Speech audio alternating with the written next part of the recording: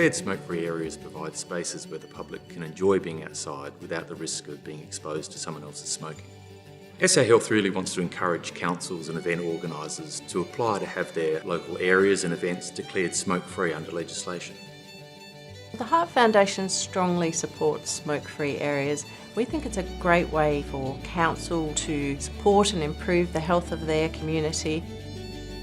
Successful smoke-free areas are the result of really clear consultation, good communication in the lead-up, then education. So we went out to the community with that first and foremost and had a survey. About 90% on one of those surveys said that yes, they would like a smoke-free zone.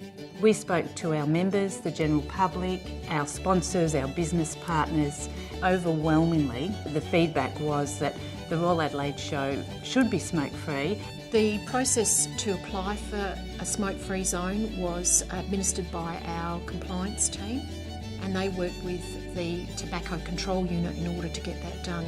So when it came to actually implement that for the Ceduna Oyster Fest, it was very straightforward and was incorporated into our general event plan. Even though we have a delegated officer to enforce the fines, we've adopted an educational approach and that seems to be working fine.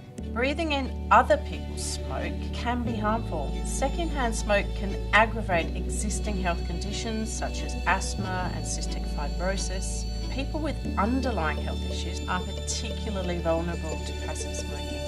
Second-hand smoke contains more than 4,000 chemical compounds, including at least 250 constituents that are toxic to the central nervous system, immune system, heart and the liver, and cause eye, skin and respiratory problems.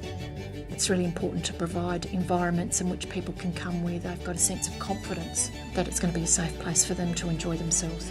It's improved the visual amenity, there's not as many butts around, and it's much more of an enjoyable place for families. We want to make sure the event is as inclusive as possible and we need to keep it safe. Our venue is cleaner. Our customers, the public, are happy. If an organisation is interested in making an area or event smoke-free, they can contact Drug and Alcohol Services South Australia. They can also contact the Heart Foundation to get a copy of the information kit that explains the application process.